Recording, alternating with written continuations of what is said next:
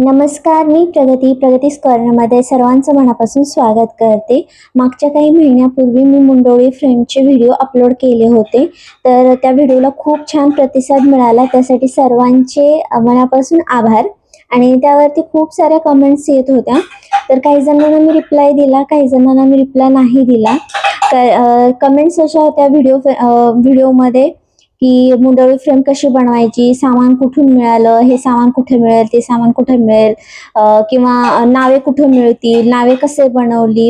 काही जणांना मी रिप्लाय दिला आणि काही जणांना रिप्लाय नाही दिला, कारण त्यामध्ये मी काही असे जुगाड केले होते. मी बरेच DIYचे वगैरे व्हिडिओ बनवते, नवीन नवीन गोष्टी ट्राय करते. तर प्रत्येक वेळी प्रत्येक सामान अवेलेबल असेल असं नसतं, काही ना काहीतरी मी जुगाड करत असते. तसंच काहीतरी जुगाड या व्हिडिओमध्ये पण मी केला होता.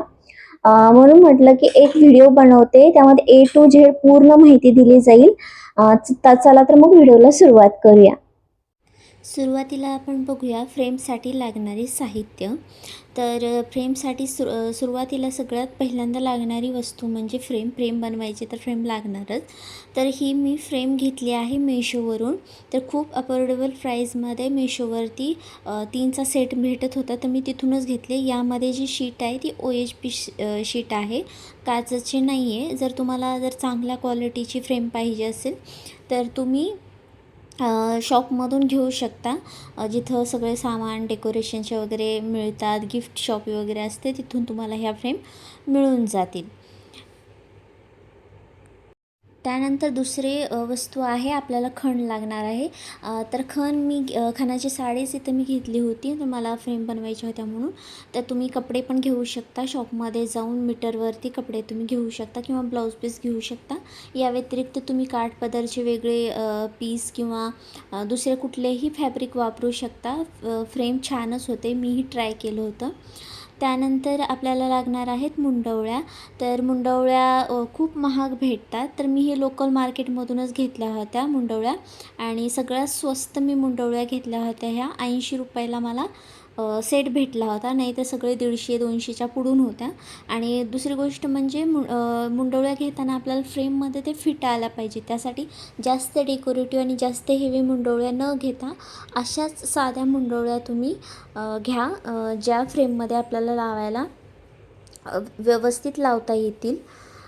ठीक आहे. आता दुसरी गोष्ट आहे ग्लू. तर आपल्याला फ्रेमला सगळे साहित्य वगैरे चिटकवण्यासाठी ग्लू लागतो. तर B700 ग्लू मी वापरला आहे आणि हा ग्लू खूप चांगला आहे. तुम्ही मेशोवरून घेऊ शकता. मी मेशोवरूनच घेतले होते हे सगळं सामान. तुम्ही लोकल मार्केटमध्येही मिळेल, ते तिथूनही मी घेतलं होतं नंतर ज्यावेळी हे माझं संपलं. आणि फॅब्रिक ग्लू पण तुम्ही यूज करू शकता जर तुम्हाला 700 ग्लू नको आहे तर. त्यानंतर आपल्याला फोटो फ्रेम पाहिजे, रेग्युलर साईजची फोटो फ्रेम पाहिजे, जे साईज आपण नेहमी वापरतो ती. त्यानंतर डेकोरेशन करण्यासाठी तुम्ही लेस वगैरे यूज करू शकता, वर्कच्या लेस किंवा टिकली, कुंदन, काही जे काही तुम्हाला वाटेल तुम्ही या फ्रेममध्ये यूज करू शकता, ते तुम्ही यूज करू शकता. तर असे काही सामान डेकोरेशनचे तुम्हाला हवे आहेत. तर हे सर्व सामान होते लागणारे फ्रेम बनवण्यासाठी. तर हे सगळं सामान जे आहे तुम्हाला ऑनलाईन पण भेटेल आणि जे मी सांगितले काही ऑफलाईन पण भेटू शकतं. आता जे काही मला कमेंट्स आल्या होत्या की नावे कसे बनवली, नावे कुठे बनवली, नावे तुम्ही कशी बनवली, हे खूप कमेंट आल्या होत्या. त्या प्रश्नाचं मी उत्तर आता देणार आहे. तर नावं मी कशी बनवली, सगळ्यात पहिले मी सांगते की नावं तुम्हाला कुठे मिळतील. तर ते जे नावं आपण फ्रेममध्ये यूज करतो त्याला ॲक्रेलिक नेम म्हणतात. ते दिसायला खूप छान दिसतात. इन्स्टावरती काही आयडिया आहेत जिथं ते तुम्हाला नावं प्रोव्हाइड करतात. तर इन्स्टावरती तुम्ही ॲक्रेलिक नेम म्हणून सर्च करा. तिथं तुम्ही जाऊन तुम्हाला जे काही तुम्हाला नावं हवे आहे ते सांगू शकता आणि ते तुम्ही घेऊ शकता. ते तुम्हाला पार्सल ऑनलाईन मिळवून देतील.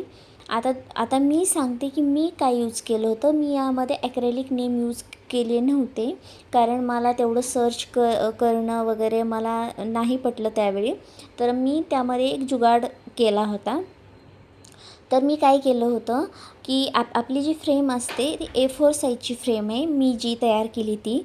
तर त्यावरती मी जे फोटो होता तो फोटो ठेवला आणि व्यवस्थित त्याचं जरा ऑब्झर्वेशन केलं की आपल्याला किती साईज आणि किती जागा लागणार आहे आणि फोटो साईडला ठेवून आपल्याला किती अशी जागा लागणार आहे. त्यामध्ये आपल्याला मुंडवळ्या लावायच्या आहेत, त्यानंतर नावं लावायची आहेत, ते लग्नाची जी तारीख आहे ती आपल्याला तिथं लावायची आहे आणि थोडंफार जे काही आपण डेकोरेशन वगैरे करणार आहे त्यासाठीही आपल्याला जागा हवी आहे.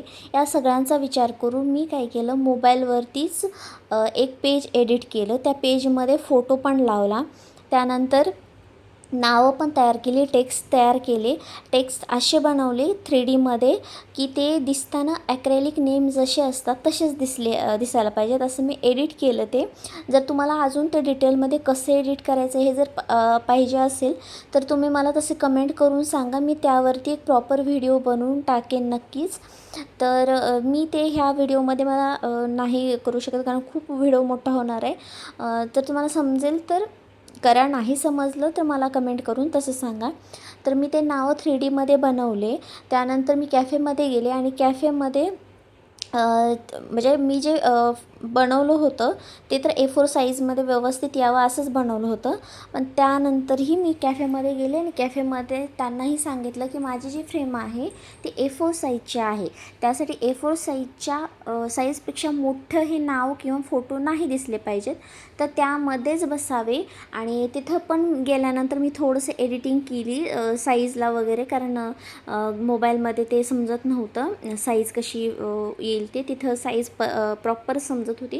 तर तिथं मी व्यवस्थित एडिट केलं आणि त्यानंतर प्रिंटआउट काढून घेतलं आणि प्रिंटआउट काढल्यानंतर मग मी व्यवस्थित फोटोज व्यवस्थित कट करून घेतला त्यातून आणि नावं व्यवस्थित कट करून घेतली आणि त्यानंतर मी फ्रेम बनवली.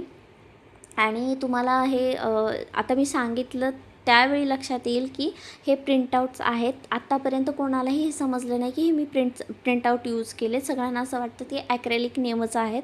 तर ते जाऊन जर तुम्हाला स्वस्तात घरी बनवायची आहे फ्रेम, तुम्ही स्वतः घरी बनवताय, शिकताय किंवा स्वतःसाठी पाहिजे आणि एवढा सगळा वेळ नाही ते शोधायला, ॲक्रेलिक नेम घ्यायला वगैरे, तर तुम्ही हे फॉलो करू शकता आणि खूप छान दिसतं आणि खूप स्वस्तामध्येही होतं. फक्त 10 रुपयाला आपल्याला ही बाहेर प्रिंट भेटते, 10 ते 20 रुपयाला जर तुमची मिस्टेक वगैरे झाली तर.